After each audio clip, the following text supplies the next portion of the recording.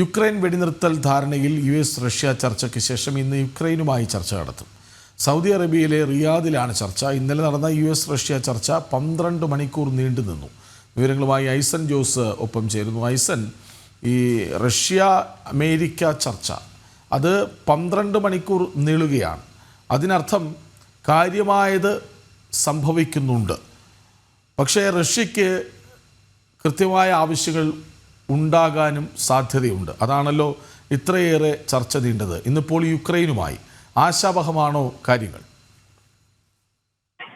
തീർച്ചയായും ആശാവഹമാണ് കാര്യങ്ങൾ എന്ന് സൂചിപ്പിക്കുന്ന ചില റിപ്പോർട്ടുകളാണ് പുറത്തു വരുന്നത്. കാരണം നമുക്കറിയാവുന്നതാണ്, ഒരു ചർച്ച സുദീർഘമായി നീളുന്നു എന്നുള്ളത് തന്നെ അതിന്റെ വിവിധ വിഷയങ്ങൾ ചർച്ച ചെയ്യപ്പെടുന്നു എന്നതിനെ ഒരു വഴി തുറന്നിരിക്കുന്നു എന്ന് വളരെ കൃത്യമായി നമുക്ക് മനസ്സിലാക്കാൻ സാധിക്കുന്നുണ്ട്. അതുതന്നെയാണ് ഏറ്റവും പ്രസക്തമായ ഒരു കാര്യം.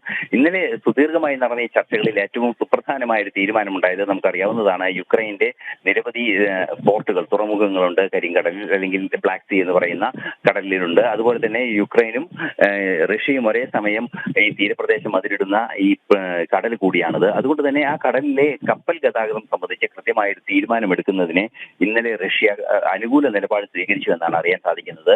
യുക്രൈന്റെ സുപ്രധാനമായ 3 തുറമുഖങ്ങളുള്ള ഈ പ്രദേശത്ത് നിന്ന് കൃത്യമായി യുക്രൈന്റെ ഈ ഭക്ഷ്യോൽപ്പന്നങ്ങൾ, നിരവധിയായ വൻതോതിൽ ഭക്ഷ്യോൽപ്പന്നങ്ങൾ തയ്യാറാക്കപ്പെടുന്ന ഒരു രാജ്യമാണ് യുക്രൈൻ. അതുകൊണ്ട് തന്നെ അവയുടെ കയറ്റുമതിയിലാണ് ഏറ്റവും വലിയ വരുമാനം യുക്രൈനെ സംബന്ധിച്ചിടത്തോളം ഉള്ളത്. അതുകൊണ്ട് തന്നെ ഈ ബ്ലാക്ക് സീയിലെ സുരക്ഷിതമായ കപ്പൽ ഗതാഗതം ഉറപ്പാക്കുക എന്നത് യുക്രൈന്റെ നിലനിൽപ്പിനെ സംബന്ധിച്ചിടത്തോളം ഏറ്റവും സുപ്രധാനമായ ഒരു ഘടകമാണ്. ആ ഘടകത്തിന്റെ ആ ഒരു നീക്കത്തിന്റെ ഭാഗമായി ഈ കരിങ്കടലിൽ കൃത്യമായ സുരക്ഷാ സംവിധാനങ്ങൾ കപ്പലുകൾക്ക്, വാണിജ്യ കപ്പലുകൾക്ക് ഒരുക്കാനുള്ള ധാരണ റഷ്യയുടെ ഭാഗത്തു നിന്നും അതുപോലെ തന്നെ യുക്രൈന്റെ ഭാഗത്തു നിന്നും ആവശ്യങ്ങൾ ഉണ്ടാകുന്നു. റഷ്യ അതിന് അനുകൂലമായ നിലപാട് സ്വീകരിക്കുന്നു. ഈ മേഖലയിൽ ബ്ലാക്ക് സീയിൽ വെടിനിർത്തൽ യാഥാർത്ഥ്യമാക്കാനുള്ള തീരുമാനങ്ങൾ എടുക്കുന്നു എന്നതാണ്, തീരുമാനങ്ങൾക്ക് അനുകൂല നിലപാടുകളിൽ എത്തിയിരിക്കുന്നതാണ് ഏറ്റവും സുപ്രധാനമായ ചർച്ചയിലെ ഘടകമായി കണക്കാക്കാൻ സാധിക്കുന്നത്. അതുപോലെ തന്നെ പശ്ചാത്തല സൗകര്യങ്ങളിൽ ഈ ഇൻഫ്രാസ്ട്രക്ചർ, അതായത് ഇലക്ട്രിസിറ്റി അതുപോലുള്ള സംവിധാനങ്ങളെ തകർക്കുന്ന രീതിയിലുള്ള ആക്രമണങ്ങൾ നടത്തില്ല എന്ന് നേരത്തെ റഷ്യ യുക്രൈന് വാഗ്ദാനം നൽകുകയും ചെയ്തിരുന്നു. അപ്പോൾ വീണ്ടും അതിന് അഡീഷണലായി ഒരു നീക്കം കൂടിയാണ് ഇപ്പോൾ ഈ കടലിലെ സുരക്ഷ ഉറപ്പാക്കുന്നത് സംബന്ധിച്ച്, കപ്പൽ ഗതാഗതം സംബന്ധിച്ച് സുരക്ഷ ഉറപ്പാക്കുന്നതിനുള്ള തീരുമാനം ഉണ്ടായിരിക്കുന്നത്. അത്തരത്തിൽ ഒന്നൊന്നായി പ്രശ്നങ്ങൾ ഒഴിഞ്ഞു വരുന്നു എന്നൊരു സൂചന ലഭ്യമാകുന്നുണ്ട്. അതേസമയം US-മായി നടക്കുന്ന ചർച്ചകൾ, യുക്രൈൻ US-മായി വൻതോതിൽ ചർച്ചകൾ നടക്കുന്നുണ്ട്. ഈ ചർച്ചകളിൽ ഏറ്റവും സുപ്രധാനമായി കണക്കാക്കപ്പെടുന്നത് നമുക്കറിയാവുന്നതാണ്, യുക്രൈന്റെ ധാതുക്കൾ, യുക്രൈന്റെ അപൂർവ ധാതുക്കൾ അമേരിക്കയുമായി ഷെയർ ചെയ്യുന്നത് സംബന്ധിച്ചുള്ള ചർച്ചകളെല്ലാം തന്നെ നടന്നിരുന്നു. ആ ചർച്ചകളിലും വലിയ പുരോഗതി ഉണ്ടായിട്ടുണ്ട് എന്ന് പറയുമ്പോൾ തീർച്ചയായും അമേരിക്കയ്ക്കും ഇക്കാര്യത്തിൽ യുക്രൈനെ അനുകൂല നിലപാട് സ്വീകരിക്കാനുള്ള ഒരു സാഹചര്യം ഉയർത്തുന്നു എന്ന പശ്ചാത്തലവും കൂടി വരുന്നുണ്ട്.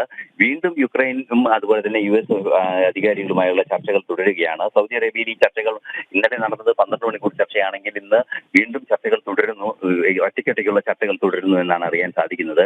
അനുകൂലമായ നിലപാടുകൾ ഉണ്ടാകുന്നുണ്ട് എന്ന് ക്രെംലിൻ നിന്നും, അതായത് റഷ്യയുടെ ഭരണ കേന്ദ്രത്തിൽ നിന്നെല്ലാം തന്നെ റിപ്പോർട്ടുകളും പുറത്തു വരികയും ചെയ്യുന്നുണ്ട്. തീർച്ചയായും പ്രതീക്ഷാവഹമായ കാര്യങ്ങളാണ് നടന്നുകൊണ്ടിരിക്കുന്നത്. ഈ ഒരു സാഹചര്യത്തിൽ നമുക്കറിയാവുന്നതാണ്, ആദ്യഘട്ടത്തിൽ ഇൻഫ്രാസ്ട്രക്ചർ, ഊർജ്ജ ഉത്പാദന കേന്ദ്രങ്ങളെയും അനുബന്ധമായ പശ്ചാത്തല സൗകര്യ ഘടകങ്ങളെയും തകർക്കാത്ത രീതിയിലുള്ള നീക്കങ്ങൾ ഉണ്ടാകുമെന്ന് റഷ്യ വാഗ്ദാനം നൽകുന്നു. തുടർന്ന് ഈ കരിങ്കടലിലെ അല്ലെങ്കിൽ ബ്ലാക്ക് സീ എന്ന് പറയുന്ന കടലിലെ സുരക്ഷ ഉറപ്പാക്കുന്നതിന്, വാണിജ്യ കപ്പലുകൾക്ക് സുരക്ഷ ഉറപ്പാക്കുന്നതിന് അനുകൂല തീരുമാനം 2 കക്ഷികളുടെ ഭാഗത്തു നിന്നും ഉണ്ടാകുന്നു. സ്വാഭാവികമായും ഈ യുദ്ധം കൊണ്ടുണ്ടായ ആഘാതത്തെ ലഘൂകരിക്കാനുള്ള നീക്കങ്ങൾ 2 രാജ്യങ്ങളും മുന്നോട്ട് വെക്കുന്നു എന്നുള്ളത് വളരെ പ്രതീക്ഷാവഹമായ സൂചന തന്നെയായി കണക്കാക്കപ്പെടുന്നുണ്ട്.